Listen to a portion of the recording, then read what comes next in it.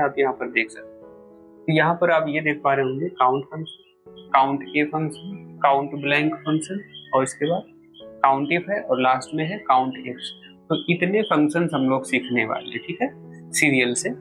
तो चलते हैं अपने एक्सेल विंडो पर। तो यदि आप नोट करना चाहें तो यहाँ पर काउंट फंक्शन क्या होता है, जैसे कि यहाँ पर बताया गया है कि count the number of cells in a range that contain numbers.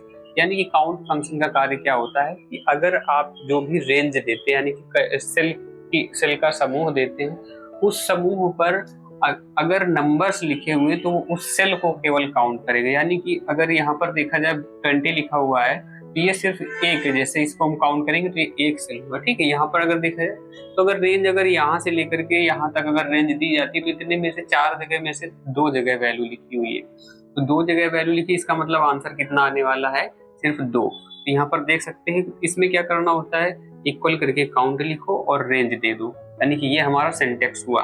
तो रेंज देने के लिए A1 से हमने स्टार्टिंग की और कहाँ तक D1 तक हमने दी थी, यानी कि यहाँ ये वाली रेंज हमने दी थी। और तो इस रेंज पर आप ये देख सकते हैं कि रिजल्ट कितना आया है, 2, ठीक। चलिए पहले हम एक्सेल पर चलते हैं, फिर इसके बाद में देखते हैं, ठीक है। तो यहाँ पर हम एक्सेल की विंडो को ओपन करने के लिए इसे मिनिमाइज कर देते हैं और एक्सेल की विंडो पर आ जाते हैं। इसको यहाँ से मैं क्लोज कर देता हूँ एडिटर को और यहाँ से इसको मिनिमाइज कर लेता हूँ, ठीक। तो हमारे पास एक एक्सेल ओपन है विंडो, यहाँ पर मैं इसे पहले क्लोज कर देता हूँ क्योंकि जो फ्रेश स्टूडेंट होगी उनको प्रॉब्लम हो सकती है। तो इसलिए हम क्या करेंगे कि यहाँ पर आप स्टार्ट मेनू पर क्लिक कर सकते हैं या फिर सर्च भी कर सकते हैं सर्च बार से, ठीक है। तो अगर आपकी लिस्ट पर यहाँ पर देखिए स्टार्ट मेनू पर हमने क्लिक किया, अब यहाँ पर से आप एक्सेल को सर्च कर सकते हैं, यहाँ पर ये एक्सेल है, या फिर आप टाइप कर दीजिए अपने कीबोर्ड से EX जैसे ही टाइप करेंगे तो माइक्रोसॉफ्ट एक्सेल आपको दिखेगा, ठीक है। तो यहाँ पर आप क्लिक कर देते हैं तो अब एक्सेल विंडो हमारे पास ओपनिंग डायलॉग बॉक्स आ चुका है, ठीक है। तो ओपन करने के लिए यहाँ पर देखो क्या लिखा है, ब्लैंक वर्कबुक। तो आप न्यू पर भी जा सकते हैं, न्यू पर भी आपको क्या मिल जाएगा, वर्कबुक, ठीक है। ब्लैंक वर्कबुक यहाँ पर दिखाई दे रहा है तो आपने क्या किया, इसको सिलेक्ट कर लिया। अब देखिए मैक्सिमाइज अगर करना हो तो हम यहाँ से कर लेंगे, ठीक है, बिल्कुल आसान। इसको जरा से मैं रिस्टोर कर लेता हूँ क्योंकि वहां तक कार्य करने से क्या फायदा है, ठीक। थोड़ा सा जूम करके काम कर लेते हैं। तो यहाँ से मैं इसके सेल के साइज को थोड़ा सा जूम कर लेता हूँ। तो स्टार्ट करते हैं। मान लीजिए यहाँ पर हम कुछ टेक्स्ट टाइप कर लेते हैं, ठीक है। तो टेक्स्ट टाइप करने के लिए एडिट कर लेता हूँ इसे, और एडिट करने के मान लो यहाँ पर मैं लिख लेता हूँ आइटम नेम, ठीक है। हमने यहाँ पर आइटम नेम लिखा है और यहाँ पर कर लेता हूँ नेक्स्ट सेल पर। तो इसमें टच में थोड़ी सी प्रॉब्लम आ रही है। प्रॉब्लम क्या मतलब कि टच उस विंडो के हिसाब से कार्य नहीं कर पा रहा है, तो हम कीबोर्ड का इस्तेमाल करते हैं, ठीक है। तो कीबोर्ड पर हम एक काम करते हैं, यहाँ से कुछ वैल्यूज टाइप कर लेते हैं। आइटम नेम यहाँ पर मैं कर लेता हूँ, जैसे कि यहाँ पर मैं लिख देता हूँ माउस, और यहाँ पर मैं लिख देता हूँ कीबोर्ड, और यहाँ पर मैं कर लेता हूँ प्रिंटर, ठीक है। और यहाँ पर हम कुछ यहाँ पर मैं रेट लिख देता हूँ, जैसे कि यहाँ पर हमने 550 रुपये, और कीबोर्ड पर मैं कर देता हूँ 850 रुपये, प्रिंटर पर कर देता हूँ 15,000 रुपये।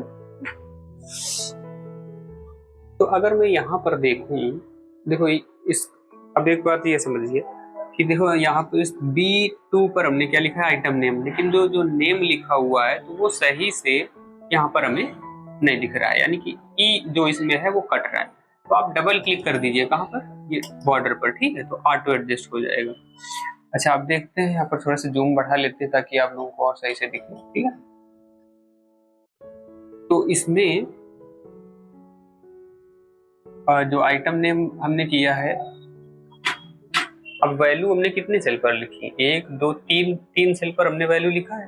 तो अगर मैं कहीं पर भी यहाँ पर जैसे मान लो, ठीक है, यहाँ पर अगर मैं क्या करता हूँ इक्वल, तो इक्वल करके क्या लिख देता हूँ, काउंट, COUNT।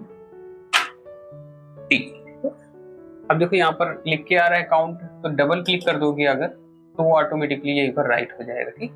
अब ये कह रहा है वैल्यू 1 वैल्यू 2 वैल्यू 3, यानी कि आप कॉमा लगा लगा करके भी आप मतलब इसको आप सेल का एड्रेस दे सकते हैं। तो आपको क्या करना है कि सिलेक्शन कर देना है, इससे क्या है कि रेंज आपकी उसमें राइट हो जाएगी। तो माउस से अगर मैं इतने को अगर करूंगा, देखो अभी 3 सेल पर वैल्यू है तो इसका मतलब आंसर आ जाएगा। मैं इससे ज्यादा कर लेता हूँ, यानी यहाँ तक 5 तक हमने कर लिया, ठीक। इसके बाद में ये हमने रेंज दे दी है, और यहाँ पर लास्ट में अगर आप चाहें तो ब्रैकेट लगा सकते हैं, अन्यथा आप एंटर कर देंगे तो भी आपका आंसर आ जाएगा। अभी इसने क्या बताया 3। देखो अगर मैं यहाँ पर अगर कोई लिख देता हूँ वैल्यू, तो अब ये कितना आंसर बताएगा 4। अगर मैं यहाँ पर टेक्स्ट लिख देता हूँ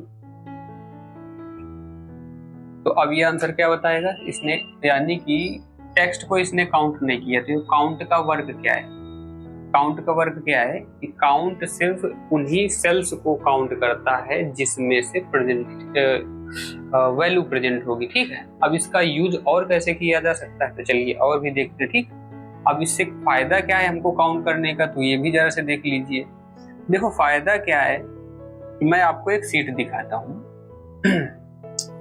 यहाँ पर मैं सीट दिखाता हूँ, ठीक है। तो ओपन करता हूँ एक सीट, यहाँ पर ये सीट को ओपन करता हूँ, पासवर्ड लगा हुआ है, इसमें मैं पासवर्ड इंटर कर देता हूँ, ठीक है। चलिए देखते हैं काउंट का फायदा क्या मिलता है, ठीक।